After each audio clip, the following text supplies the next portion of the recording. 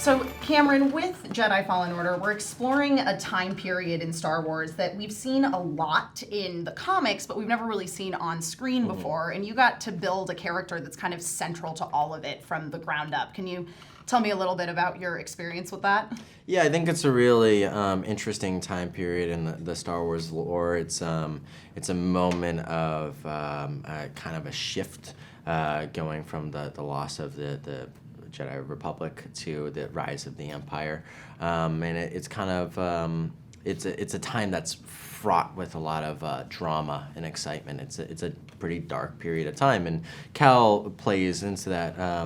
He grew up within a pretty traditional context, a pretty happy context as a Padawan with a master, a Jedi in training.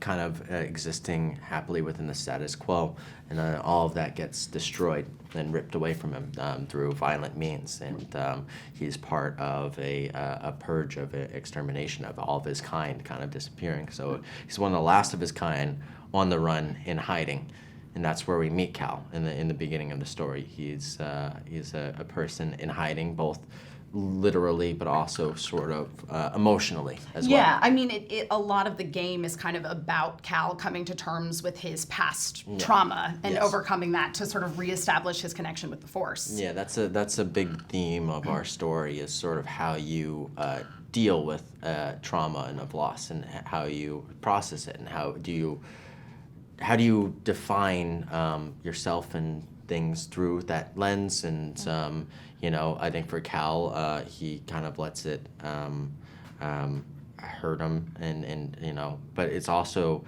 that vulnerability that I think gives Cal a lot of strength.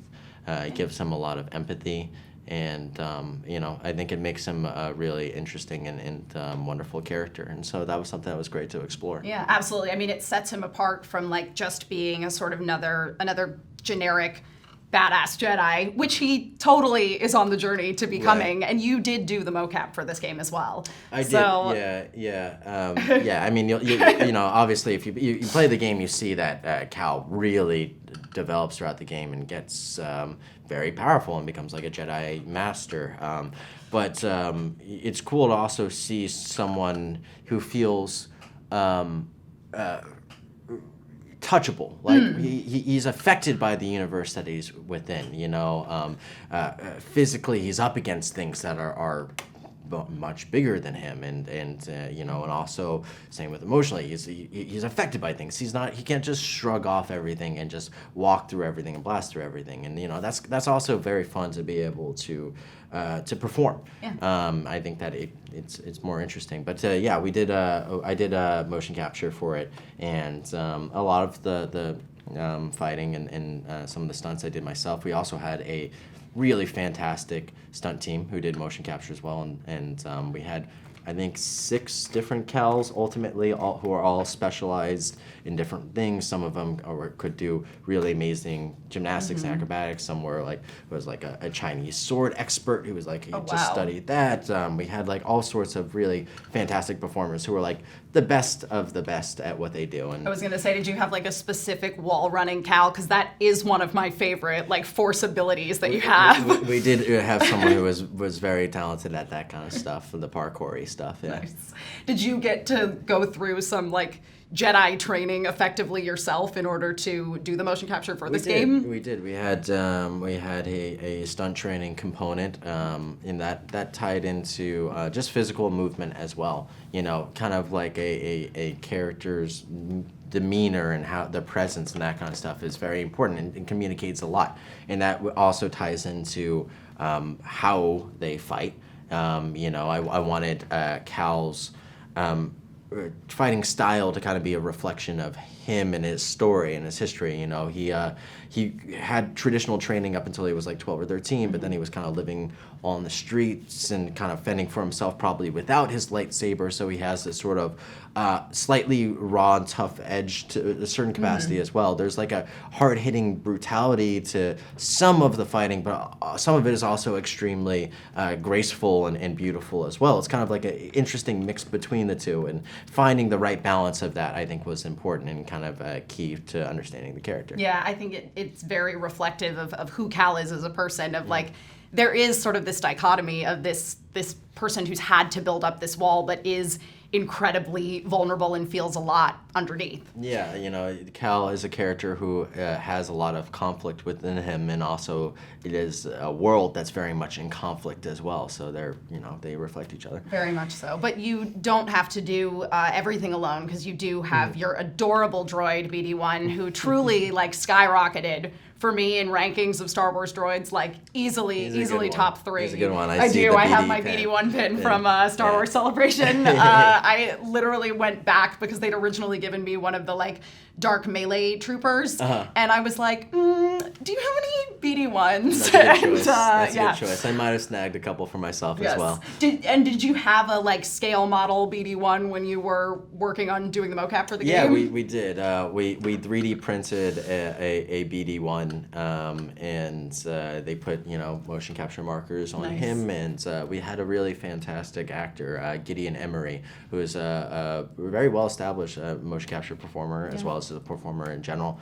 And he performed BD1. He would bring him around, and he would kind of like whistle and communicate his different like noises and stuff. He would have him on his back, and having a tactile actual BD and having to be able to have conversations and communicate with him, I think was really important, because BD, it is a character, and it has a lot of personality, and that was very important, considering so much of the game is just Cal and BD together, and if that relationship doesn't feel genuine, the game is going to suffer. No, so absolutely. Very important. Yeah, and I think it's executed extremely well. Now, within the game, there is, as you're kind of on your Jedi path, there's like the skill tree. So as you're unlocking your different Force abilities, I want to know what kind of Force user are you? Are you focused more on the attack kind of stuff, on the like manipulating the Force, or the defense kind?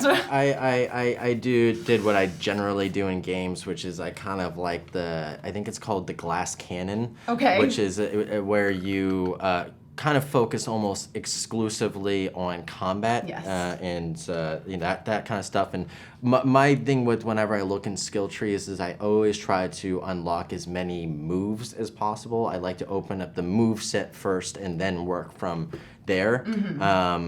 So everything got thrown into the combat skill tree, and I liked it because immediately you had all sorts of really diverse and interesting moves and ways to kind of approach the combat. Yeah, absolutely. I'm more of like I went on the Force abilities path, because the Force abilities are super useful, and I didn't. When I first started playing the game, I wasn't using them as much as I realized I could, and I was taking a lot of hits that I didn't need to, because you could use those Force abilities. I make good use of that slow ability, let me tell you. Oh, it is very useful.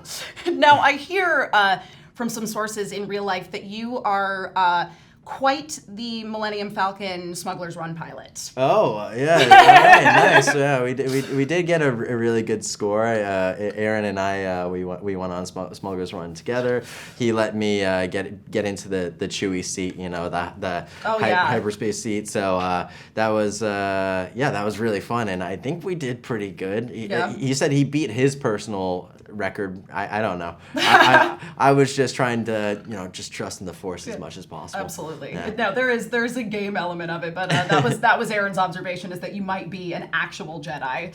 Now, on our show Collider Jedi Council, whenever we have guests on, or guests come into the studio that are Star Wars fans, we like to ask them about their earliest memory of Star Wars and like what got you into Star Wars in the first place. We call it your Star Wars saga. Nice. So what would you say is your earliest memory of Star Wars? I think it was just I had this VHS box set of the original trilogy, and it was black and gold, and it had Darth Vader's face on it. Oh, I remember it well. Very, very iconic box. I remember not only watching those tapes a lot, but also holding the box and looking at it a lot and capturing my imagination. I loved Darth Vader. I loved the design of the character. I loved you know, what he represented. And as a kid, I always was just so intrigued by that, you know. There were plenty of other things like the lightsabers that they telescoped out, you know,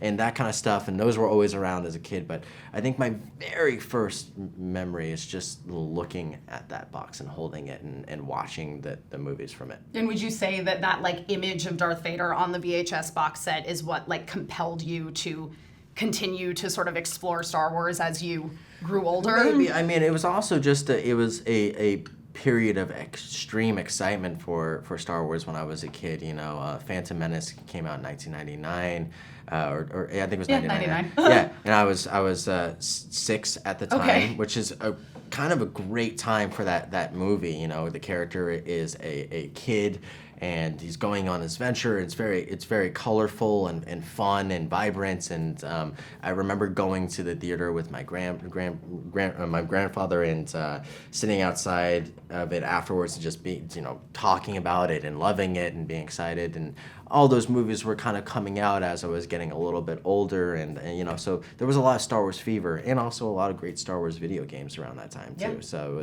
it was a good time to be a kid and you know, loving Star Wars. And one final question: since in Jedi Fallen Order you can customize your lightsaber, what's your go-to lightsaber build? I always kind of like making characters look as silly and vibrant as possible. Okay. That's in line with your love of the Phantom Menace as a child. So I don't think it's the way that it's intended, but I made like BD1 like hot pink, and I made like my outfit like, you know, crazy blue and green or something, and then I had an orange lightsaber. There's like the pre-order lightsaber that you can get that's orange. So I was like, it's just like full on bright, vibrant colors everywhere. I think I gave like a crazy paint job to the Mantis, our ship too. I was just, you know, going full out with it. I like it. I mean, you know what? Way to make a statement when you arrive. Like, hey, stormtroopers, etc. I'm here to do some damage. Probably not tactically super smart. No, probably not. But you know what? Respect, man. Well, thank you so much, Cameron. Thank you. Appreciate it. Yeah.